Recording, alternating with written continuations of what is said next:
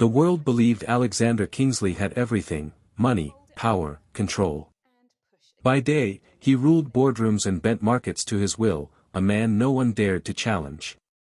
But every night, he returned to a mansion filled with silence, broken routines, and three little girls who hated bedtime, hated the quiet, and no longer waited for the man they once called daddy. The triplets didn't reject the nannies because they were difficult. They rejected them because every goodbye felt like losing their mother all over again. Each woman who left confirmed what grief had already taught them, that love never stayed. Alexander believed their pain had turned them rebellious, something discipline or distance could fix, until the night he realized the truth: his daughters weren't angry at all. They were grieving him. And then a quiet maid arrived, one who didn't shout, didn't threaten, and didn't leave, no matter how badly the girls tried to push her away. Watching her stay, Alexander was forced to face what no amount of money could silence. His empire wasn't crumbling because he was failing at business, it was crumbling because he had forgotten how to come home. Alexander Kingsley stands at the top of the city every morning, looking down through glass walls that cost more than most people's homes. From this height, the world looks orderly. Predictable. Numbers move the way he tells them to. Markets respond. Boards obey. Headlines praise him as brilliant, ruthless, untouchable. It is the only place he still feels in control. His mansion, hidden behind iron gates and silent hedges, is another world entirely. A place no magazine photographs. A place where control has been slipping through his fingers for years. The house is too big. Every sound echoes. Every hallway carries memories that refuse to stay buried. Alexander's wife used to fill this place with warmth. With laughter that traveled from room to room. With music playing softly while dinner cooked. With bedtime routines that made sense of chaos. She had been the center of their universe. Then cancer took her slowly. Methodically. Month by month, piece by piece, until even her smile became an act of courage. Alexander remembers the last night clearly. The hospital room dim, machines whispering. Her hand in his, already colder than it should have been. She had looked at him, eyes tired but sharp, and whispered, "Don't disappear on them." He promised her he wouldn't. Promises made in grief are easy. Keeping them is something else. 3 years later, the promise lies buried under contracts, flights, meetings, and 12-hour days. Alexander tells himself he had no choice. He had to keep the company alive. Had to stay strong. Had to provide. He confuses provision with presence. His daughters, Elara, Noelle, and Brielle, are 7 now. Identical faces that once lit up when they heard his footsteps. Faces that now harden the moment he enters a room. They live in luxury most children only dream of. Bedrooms the size of apartments. Closets filled with dresses they never wear. Toys stacked so high they spill onto the floors. None of it matters. The girls have learned a truth no one taught them on purpose: everyone leaves. Nannies come and go like seasons. Some arrive cheerful and confident, armed with degrees and glowing recommendations. They rarely last. The first week is always tension. By the second, chaos. By the third, resignation letters appear on Alexander's desk like quiet accusations. One quit after Elara locked her in the bathroom and turned off the lights. Another left when Noelle dumped an entire pot of soup onto the marble floor and smiled while it shattered. Brielle once turned the stove gas on just enough to smell, just enough to watch an adult panic. Alexander responds the only way he knows how. He raises his voice.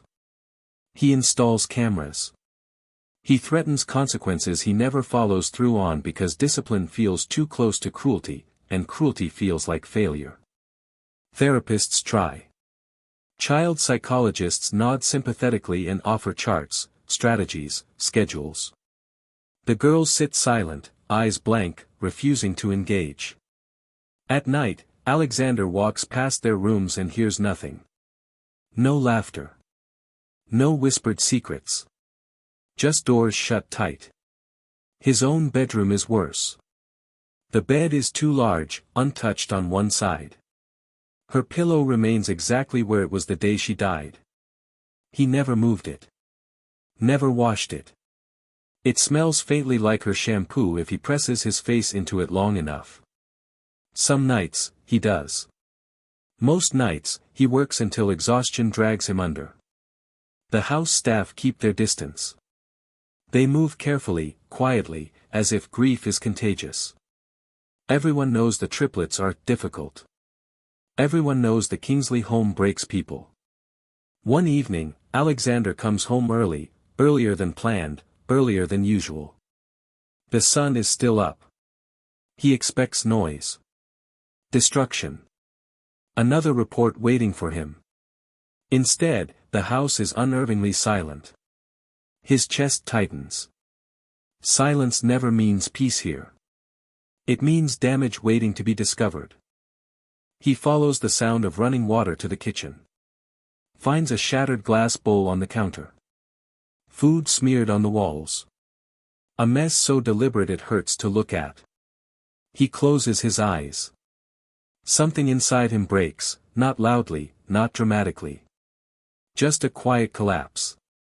Later that night, after the girls are locked in their rooms and another nanny has quit without saying goodbye, Alexander sits alone in his study. The resignation letter rests on his desk, unread. He already knows what it says. I'm sorry. I tried. I can't do this anymore. Neither can he. For the first time since his wife's death, Alexander bows his head. He doesn't pray the way religious men do. He doesn't know how. But his voice comes out anyway. Low. Cracked. I don't know what to do anymore. The house doesn't answer. And for the first time, the most powerful man in the room admits the thought he has been running from. What if nothing can fix this? The decision is made quietly. No announcement. No hope attached to it. Alexander tells his assistant to hire another maid, not a nanny, not a specialist, not someone with impressive credentials. Just help. Someone temporary. Someone he expects to leave like the rest. He stops believing in miracles a long time ago. Serena Hale arrives on a gray morning with a single suitcase and eyes that don't roam the mansion the way others do. She doesn't gape at the marble floors or the chandeliers. She doesn't ask questions about the family. She simply nods, thanks the housekeeper, and listens. She is younger than Alexander expects, but not fragile. There is a quiet steadiness about her, the kind that doesn't demand attention. Her clothes are simple. Her voice softer than the echoing halls. Alexander barely looks at her when they meet. He gives instructions the way he gives orders in boardrooms, brief, distant, emotionally empty. My daughters are difficult, he says. Serena meets his eyes then. Not challenging. Not impressed. Just present. They're hurting, she replies gently. That's usually what difficult means. Something about the way she says it unsettles him. No pity. No accusation. Just truth. The girls test her immediately. They spill juice on the floor and wait for the reaction. Serena kneels down, hands them towels, and turns it into a race to see who can clean the fastest. They refuse to eat dinner. Serena eats anyway, humming softly, and offers bites without comment. When the food is dumped into the trash, she cooks again. They throw toys at her head. She ducks, smiles faintly, and keeps reading her book aloud as if nothing happened. By the third day, Alexander expects her gone. By the fifth, she's still there. He watches through the cameras late at night, curiosity replacing indifference. He sees Serena sitting on the floor with the girls, not commanding them to sleep, not bargaining. Just there. Still. Unmoving. Sometimes she speaks. Often she doesn't. She listens. On the seventh night, Brielle screams until her voice gives out. A sound born of rage and fear and exhaustion. Alexander stiffens in his study, heart pounding, ready for another disaster. Serena doesn't raise her voice. She sits beside the bed, takes Brielle's shaking hands, and whispers something Alexander can't hear. Later, he rewinds the footage, turning the volume up. "It's okay to be angry," Serena says. "But you don't have to be alone with it." The words hit him harder than he expects. The girls don't soften overnight. There are still messes. Still silence. Still sharp words meant to push Serena away. But something shifts. They stop trying to scare her. They start watching her instead. Elara sits closer during story time. Noelle starts helping in the kitchen. Brielle lingers in doorways, unsure but curious. Serena never promises she'll stay forever. She just stays today. One evening, Alexander comes home later than usual and hears laughter. Real laughter. Soft, cautious, like something fragile testing the air. He freezes in the hallway. The girls are sitting around the table, flour on their hands, Serena kneeling beside them, showing them how to shape dough. Their faces are open. Unarmored. For a moment, Alexander can't breathe. Serena looks up and sees him watching. She doesn't scold the girls. She doesn't apologize. She simply says, they like routines. It helps them feel safe. Safe. The word echoes long after he retreats upstairs. For the first time in years, Alexander wonders if the problem was never the girls at all. Maybe it was the absence they learned to expect. And for the first time, possibility, small and terrifying, enters the house. The change does not arrive all at once. It never does. It comes in mornings that no longer begin with shouting. In plates that come back empty instead of overturned. In shoes lined neatly by the door because someone showed them how, once, and trusted them to remember. Serena builds days the way one builds shelter. Carefully. Repetitively. With patience that does not ask for gratitude. Breakfast happens at the same time each morning. Oatmeal on Mondays. Eggs on Tuesdays. Pancakes on Fridays. The girls begin reminding her if she's late. After breakfast, they sit by the window and read. Not because they're told to. Because it happens every day, and predictability feels like safety. Alexander watches from a distance. Always from a distance. He pretends not to notice that he comes home earlier now. Pretends it's coincidence that meetings end before dinner. He tells himself he's only checking on progress. Only making sure nothing goes wrong. But he lingers at doorways longer than necessary. One night, he hears Serena praying softly with the girls before bed.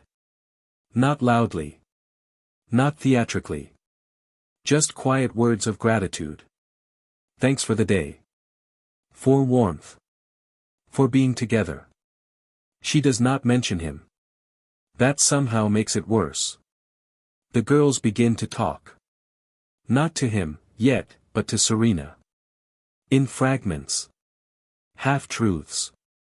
Complaints disguised as jokes. He always leaves, Noelle says once, stirring soup too hard. He never comes to see our shows, Brielle adds. Elara stays quiet the longest. When she finally speaks, her voice is steady but brittle. Mom would have stayed. Serena doesn't correct them. She doesn't defend Alexander. She listens. Later, Alexander finds Serena in the kitchen after the girls are asleep. She's washing dishes by hand even though the house has a machine that could do it in silence. They miss her, she says gently, not looking at him. And they're afraid loving anyone else means losing her again. The words land with precision.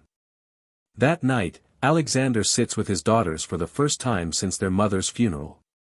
Not to lecture. Not to fix. Just to sit. They don't talk much. But Brielle leans against his arm. Noel watches him carefully. Elara pretends not to notice at all.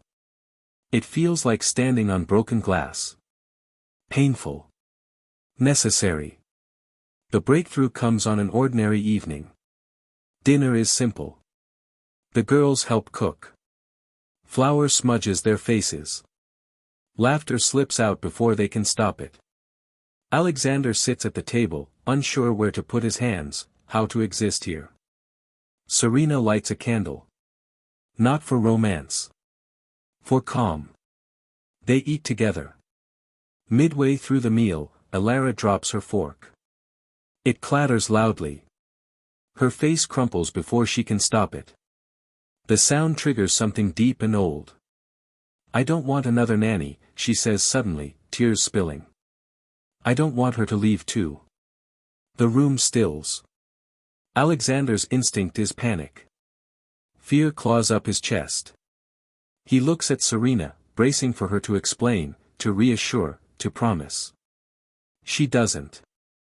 She kneels beside Elara and says softly, I can't promise forever.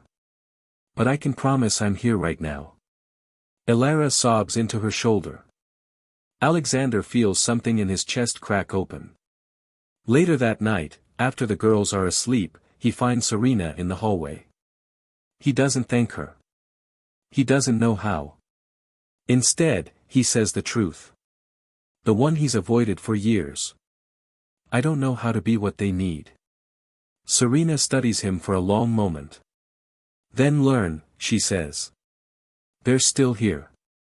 Hope settles in, not loud, not certain, but real. And for the first time, Alexander chooses to stay at the table instead of retreating to his study. Something fragile is forming. Something that could be lost. The past does not disappear just because healing begins. It waits. The trigger comes quietly, disguised as a date on the calendar. The anniversary of their mother's death arrives without warning. No alarms. No reminder spoken aloud. But the house feels it. The air grows heavier. The girls grow restless. Old habits creep back like shadows at dusk. Elara stops reading. Noel picks fights over nothing. Brielle refuses to sleep. Alexander feels it too. A pressure behind his eyes. A familiar urge to escape, to book a flight, schedule meetings, be anywhere but here. That morning, he almost leaves. Serena notices before he says anything. They'll need you today, she says gently as he reaches for his coat. I don't know how to do this, he replies, voice tight. Neither do they, she says. That's why it matters. He stays. It is not enough. The girls unravel by afternoon. A vase shatters against the wall. Voices rise. Brielle locks herself in the bathroom, sobbing so hard she can't breathe. Alexander snaps. Enough, he shouts, the word echoing too loudly, too sharply. The girls freeze. The same look flashes across all three faces, fear mixed with certainty. He's leaving again. Elara's voice cuts through the silence like glass. You always do this. You pretend, and then you disappear. Just like everyone else. Something inside Alexander collapses. Serena steps between them, not defensively, but firmly. They're not attacking you, she says softly. They're begging you. The girls break then. All at once. Words pour out, accusations, grief, confusion tangled together. We lost Mom. And you were never here. We thought if we were bad, you'd stay. Alexander's knees buckle. He sinks into a chair, hands shaking. For the first time, he doesn't argue. Doesn't explain. Doesn't justify. I was wrong, he whispers. I thought staying strong meant staying away. The girls don't forgive him. Not yet. That night, Brielle refuses Serena's bedtime story. Noel won't eat. Elara packs a bag with trembling hands, stuffing toys inside.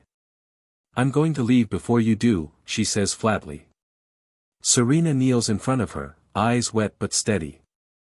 I know what that feels like, she says quietly. The girls look at her. My parents died when I was young, Serena continues. I was moved from house to house.